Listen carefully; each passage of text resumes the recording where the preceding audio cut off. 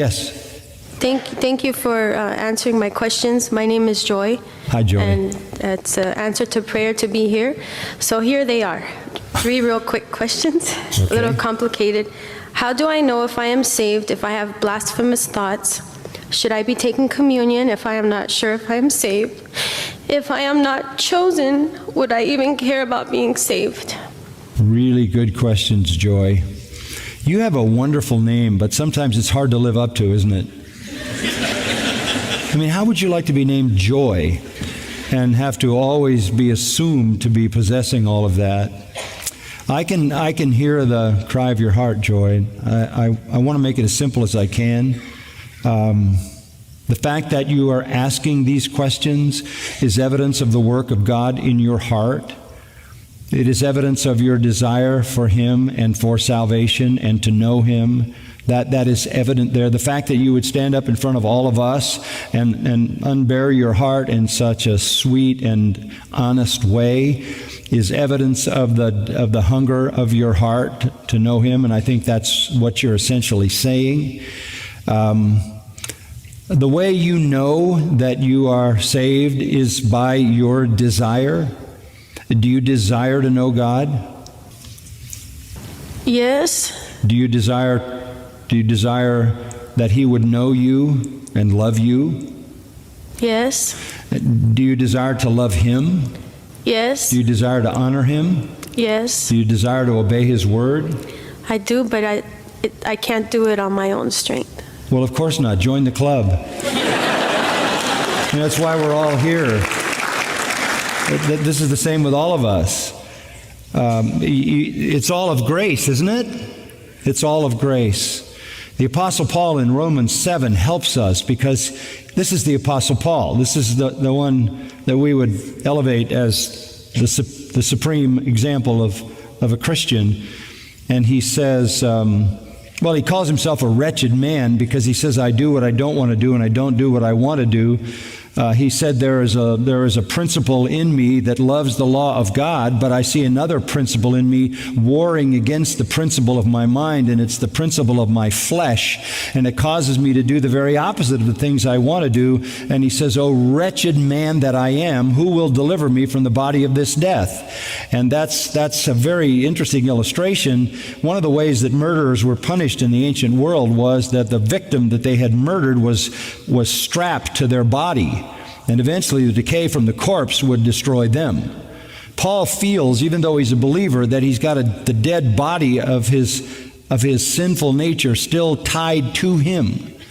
So what you're saying to me is essentially the same cry that came out of the noblest of all Christians. And that very cry is evidence of the work of God in your heart, that you desire to know God, to be loved by God, to love God, to honor God, to obey God, and that you know you can't is a statement of a genuine believer, because you recognize that you aren't everything you should be, and you are utterly dependent upon God Himself and upon the Holy Spirit. That's true of your salvation. You can't save yourself and you can't sanctify yourself. So you're where all honest Christians live. You're saying, I'm not what I want to be, but I know what I want to be. I'm not what I ought to be, but I know what I ought to be. It's about direction. It's about affection. It's about love. And we've talked about that recently when Jesus was restoring Peter. In John 21, he said 3 times, do you love me? Do you love me? Do you love me? And Peter had been caught in disobedience again. And yet he said, Lord, you know me, you know I love you. Then feed my sheep. He accepted the failing life of Peter, the tendency to be disobedient, and even maybe to have ungodly thoughts, which is just part of that remaining sin nature.